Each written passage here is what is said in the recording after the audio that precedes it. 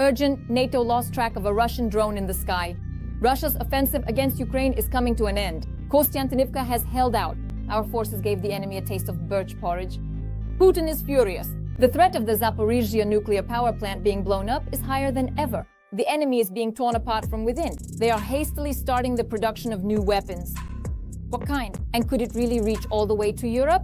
All this in our episode of Help. Tensions are rising. A Russian drone is already in Lithuania. Is Russia really expanding its Shahed terror tactics? Deadly factories are springing up like mushrooms. The enemy isn't sparing ammunition either. The Russians are hastily boarding heavy armored vehicles. Is the 2-month offensive against Ukraine coming to an end? And there are still no lightning-fast results. Putin is furious and is pushing his allies toward a secret decision. More on this in the following report. The morning of July 28th began for the residents of Vilnius with a police report about a drone that had flown from Belarus into Lithuanian territory. It could have been either a Geran-2 or accordingly a Gerbera. In my opinion, it is most likely a provocation on the Russian side and involves the use of the Gerbera drone. By the way, this is not the first time military drones have crossed into Lithuania. At that time, officials initially suspected that it was a Shahed, which Russia uses in its war against Ukraine. However, it was later revealed that the drone that crossed into Lithuania was a Russian Gerbera, which visually resembles a Shahed and is designed to deceive air defense systems. There is indeed a provocation primarily from the Russian Federation, and it is no coincidence that the launch site is said to be the territory of the Republic of Belarus. In other words, the Russian Federation is trying to escalate tensions along the borders with NATO countries, once again making it clear that a possible scenario for joint Russian-Belarusian exercises on the territory of Belarus could be the implementation of the so-called Suwalki corridor. It seems that very soon Russia will have even more drones. American analysts have published satellite images showing how the occupiers are expanding a drone manufacturing plant in Alabuga. The images show dozens of new structures, including new dormitories and production facilities. Journalists have calculated that the buildings will be able to accommodate about 40,000 workers. This will help significantly increase production. But where the Russians are really hitting a wall is in the Sumy region. It has become known that Ukrainian defense forces have officially liberated the village of Kondrativka in the Sumy region. The Ukrainian defense forces have seized the tactical initiative in the Sumy direction. The plans of the Russian political leadership to create a so-called buffer zone with an advanced depth of 10 to 20 kilometers have failed. Moreover, after a series of successful counterattacks, including the deoccupation of Kondrativka, the deoccupation of Andriivka, and the successful conduct of military operations in the Yunakivka area, the Ukrainian defense forces have created the conditions necessary to push Russian occupation troops out of the Sumy region. Recently, Russian troops have somewhat increased their use of armored vehicles against Ukrainian positions. But since the beginning of July 2025, they have carried out a series of smaller mechanized assaults, about the size of a platoon, in the Donetsk and Zaporizhzhia regions, analysts from the Institute for the Study of War note. This indicates a time crunch for the Russian military and political leadership. Let me remind you, we're talking about the so-called 60 days of the Russian offensive. Information about the latest Russian deadlines, I remind you, appeared in Western media after the conversation between the American president and the Russian dictator. Moreover, according to Western media, it was Putin himself who named 60 days as the limited time frame to reach the administrative borders of Donetsk, Zaporizhzhia, and Kherson regions, which have been incorporated into the Russian Federation according to the decree of the Russian dictator. The documented use of heavy armored vehicles, particularly during the latest assault in the Siversk area, is a vivid indication that the occupiers are well aware that they have catastrophically little time left to improve their tactical position on the front.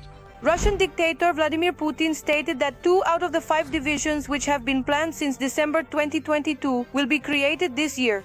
As a result, Putin believes the striking power and combat capabilities of the fleet will increase significantly. Putin's statement is yet another admission of the inability of the regular units of the Russian Federation's ground forces to actually influence the nature of combat operations on the territory of our country. At the moment, the ground forces units are mainly used for so-called banzai attacks or meat assaults. North Korean dictator Kim Jong-un has decided to help his friend Putin. Therefore, Pyongyang may send additional troops to Russia as early as August 2025.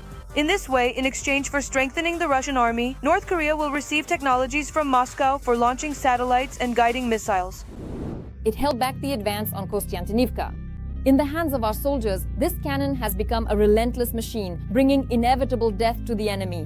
When silence hangs in the sky, it breaks it with a thunderous shot. A single salvo and panic erupts in the Russian positions. The occupiers barely have time to look around before their dugouts are ablaze, armor is shattered, and the earth screams from the explosions. We'll tell and show you how the powerful weapon works in the Turkish direction and what it can do in the following report. We're heading to the Mesta now. The guys are working very actively at the moment. They fire off a huge number of shells in a single day. The Russians are pushing, and right now we're trying to hold back their advance. This is the Turkish direction, and the fighting here is extremely intense. From a bird's eye view, you can see how Toretsk itself has been literally scorched by the Russian occupiers. The enemy is trying to push through the city. The assaults have been going on for over a year. The Russians are trying to approach Kostyantynivka. The pressure is insane.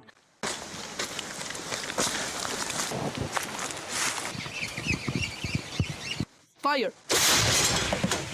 The shells have reached the occupiers.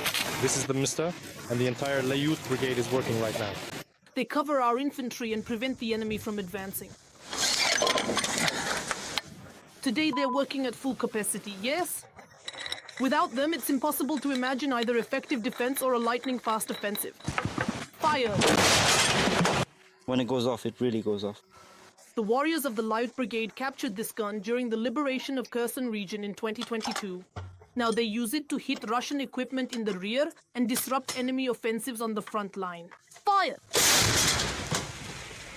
It shoots at quite a long distance. That's a huge advantage. So we can strike both along the enemy's front line and deep into their rear, disrupting their logistics and movement of equipment. On the Turkish direction, the enemy is advancing with infantry, searching for places where they can break through. Just yesterday we had a target there. The enemy army, the adversary, entered a settlement and occupied a building. There were a lot of them there, so that became our designated target. We hit the building itself. Well, it was pretty satisfying.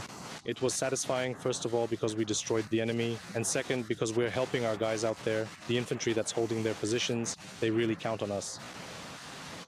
I used to be an assault trooper myself, so I know what artillery support means, and that's why there's motivation to keep working. The artillery crews work both day and night. Yes, our job is 24/7.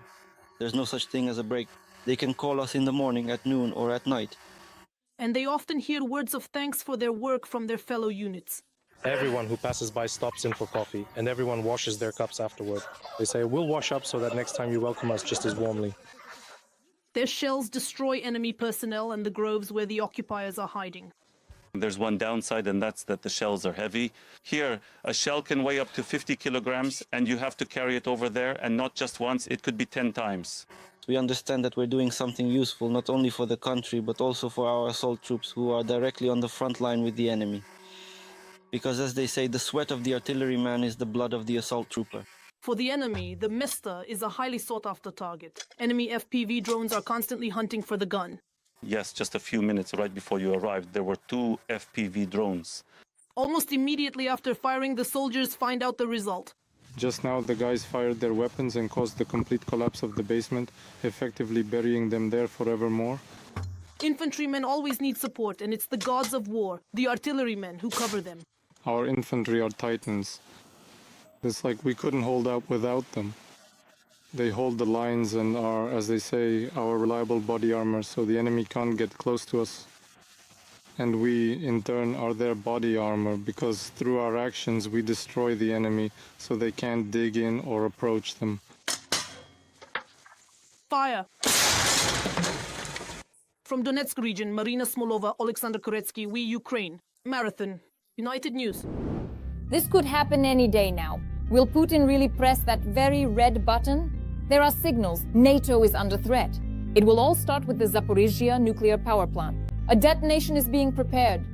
The Kremlin won't stop there. A list of targets in Europe that could be blown up may already be on the dictator's desk. Allies are panicking. What are the forecasts, and is there a plan of action to stop Putin's madness right now? The answers to these questions are in the following report.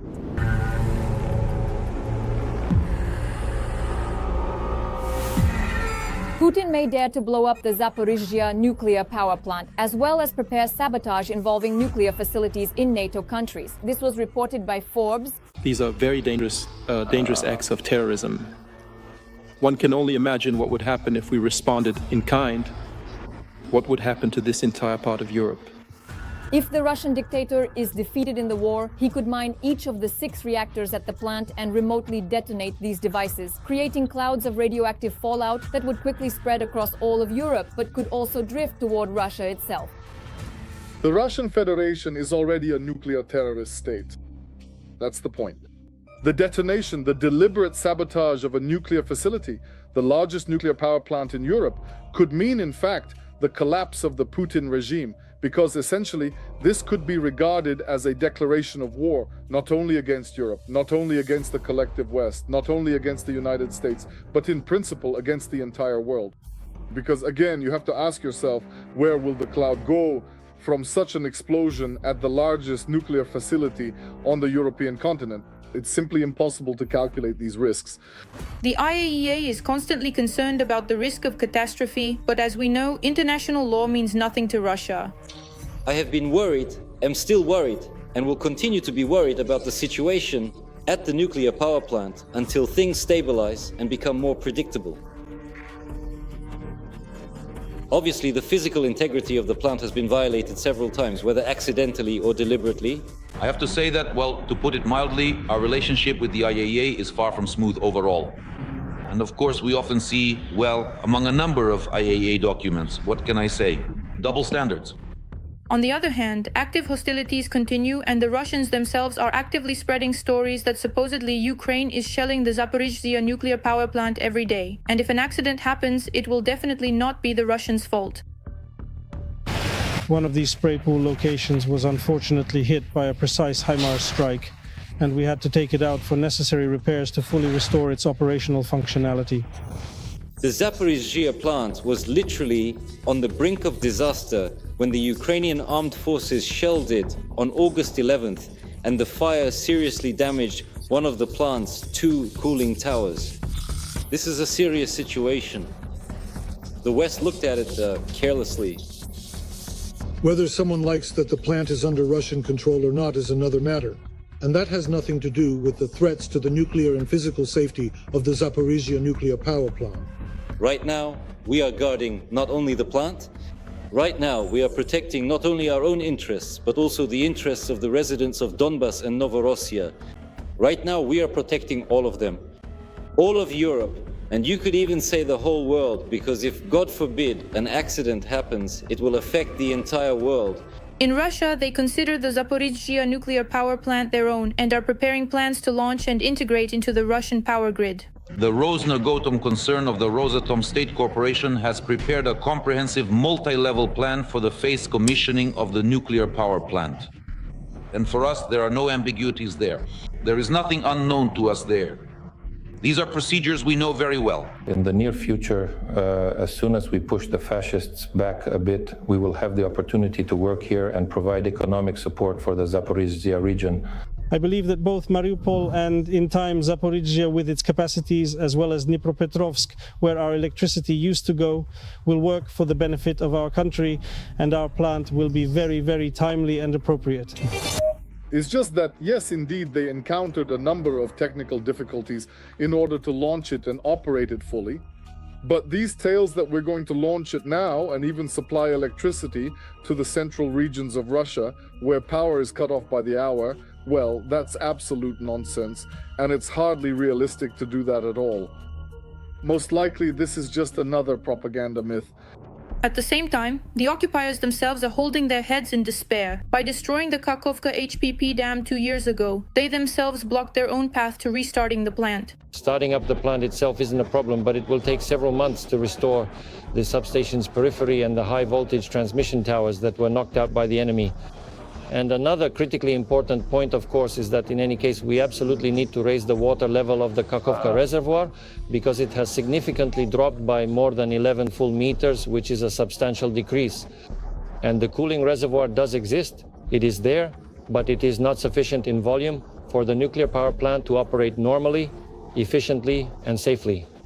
When they destroyed the Kakhovka hydroelectric power plant themselves, committed ecocide, those were just the initial consequences.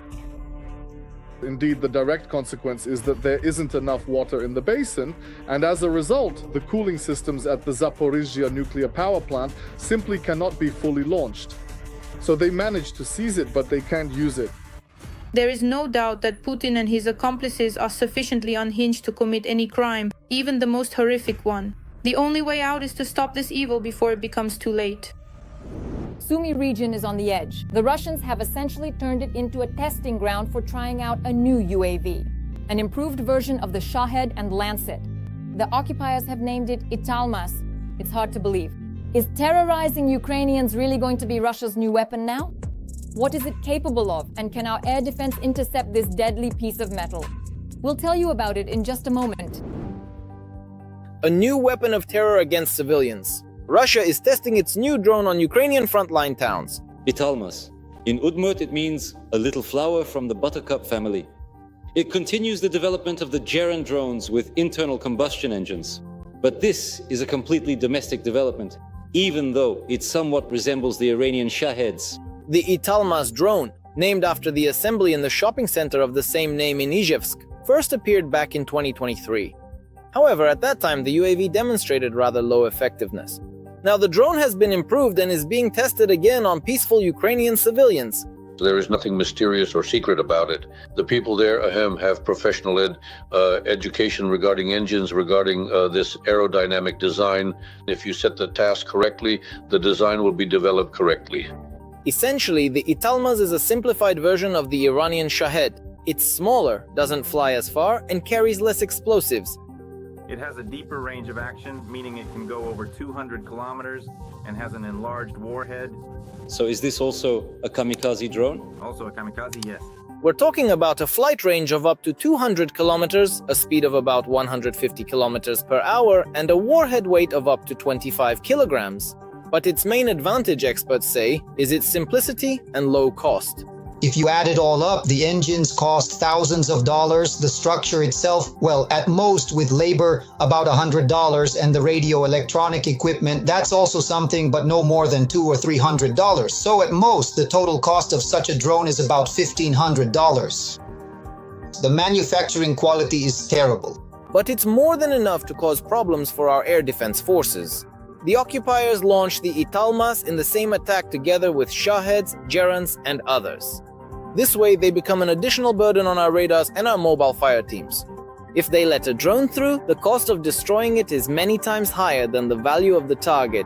You don't know what it's carrying or what it's doing there. But you do understand very well that it needs to be shot down. And when you shoot it down, you don't count the money or think about how much it costs, right? So if all the machine guns miss, then you have to shoot it down with a missile afterwards. It's worth noting that, according to the stated specifications, the upgraded Italmas drones are equipped with artificial intelligence systems. However, it's not specified exactly which systems. Artificial intelligence can be of different levels and for different purposes and uses. Well, the first and simplest is machine vision. This is one of the elements that can deal with image recognition. The first task is machine vision. And the second task is when the system can detect targets, can identify them, can assign a ranking, what to strike first, what to strike second. But even that is not the limit, analysts say. Thanks to Chinese components, albeit in small quantities, the Russians managed to integrate even the most modern systems into some UAVs. When the system can do all this, when it all works, and these drones can even communicate with each other. And there are various communication algorithms involved. There can be a designated leader, meaning one says, do as I do, and all the others perform the same maneuvers as he does. And it's not hard to guess where that maneuver will be directed. A store, a residential building, a bus stop. Experts claim that the Italmas is not suitable for military targets. Firstly, it has a relatively small warhead for striking fortified targets, and secondly, its low speed prevents it from being able to hunt mobile targets. At the same time, analysts say that the recent decision by the Ukrainian armed forces regarding Russian drones in general is also perfectly suited for the Italmas. Interceptor drones, which are already successfully shooting down Shaheds, are far superior to this UAV and can undoubtedly destroy it just as effectively. Jaws drop, and the enemy's radars are burning. The defense forces strike mercilessly and precisely at the very heart of Russian fortifications in Belgorod, in the temporarily occupied Donbass, and even in the mountains of Crimea. Target number 1 is the complete destruction of the enemy's eyes and ears. The ground shakes from the strikes, and the network is filled with fiery footage that has already reached the offices of Kremlin generals. Shame, panic, and chaos, that's all that's left after the high-precision greetings from Ukrainian warriors. You can't miss this. Last Sunday, the border area of Belgorod region came under fire. It was our forces who struck the S-300 air defense system and the Nebo M radar complex. These installations were covering the aggressive actions of the occupiers. And just like that, tens of millions of dollars worth of Russian equipment are burning in a Ukrainian forest belt.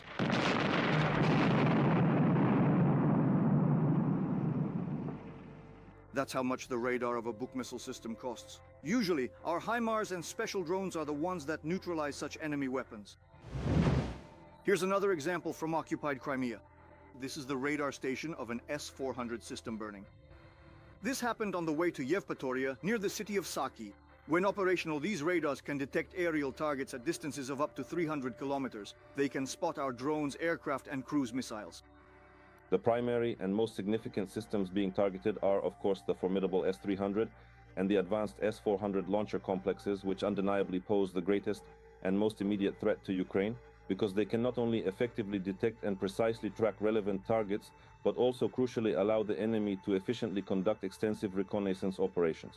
Such enemy radars are usually neutralized by Ukrainian defense forces using ATACMS, HIMARS, or Storm Shadow missiles. There are also specialized anti-radar missiles in service. We have been supplied with special missiles that specifically respond to radars, and they are called anti-radar missiles. They fly directly and precisely towards their emitted beam, their powerful emission. And now from the Black Sea, there is a significant and emerging threat to Russian army radars. Ukrainian drones approached the coast of Crimea, effectively launching strike drones that allowed them to penetrate 20 to 30 kilometers deep into enemy territory and strike such radar stations. Russian radars in Crimea are becoming relatively easy targets due to the peninsula's natural features, our experts say. You can't hide them in the steppe. There are forests in the mountains, but it's hard to maneuver there. And besides, Crimea isn't that far from mainland Ukraine. In fact, the Russians have a serious problem with their air defense system overall. Most of their systems have actually been redeployed to the territory of temporarily occupied Ukraine, and a large number of them have been destroyed on the territory of Crimea. It is known that instead of the destroyed radar stations, the Russians are moving radars from the Far East and the north of the Federation to the occupied territories. In terms of the rate of destruction and the rate of production of these systems, for now, Russia is losing more than it is producing. Enemy radar systems cover command posts, military airfields, weapons depots, and important logistical routes. And with each radar that is neutralized, the Russians' military capabilities decrease, while ours increase. The goal here is not just to destroy all air defense systems and then start hitting some targets. These are separate operations that are specifically designed to accomplish such tasks. According to the General Staff, 1,200 Russian air defense systems have already been destroyed. Radar stations are a part of these systems. For the enemy, we need to understand that such radars are essentially eyes in the sky, which allow them to detect threats in a timely manner and to some extent have the ability to counter them. Even before the full-scale invasion, Russian air defense covered less than every second of its strategic sites. Now this figure is steadily decreasing in favor of the Ukrainian defense forces. Rostislav Sisoyev, Ukraine, United News Marathon. That's all from me as well. I was your host, Darina Hutsakalo. We'll have even more explosive news from the front in our next broadcast. In the meantime, don't forget to subscribe and hit the like button. See you soon! Every voice matters. Join our community, support independent journalism, and help us bring you the truth from Ukraine. Become a member of Ukraine Today. Join us now.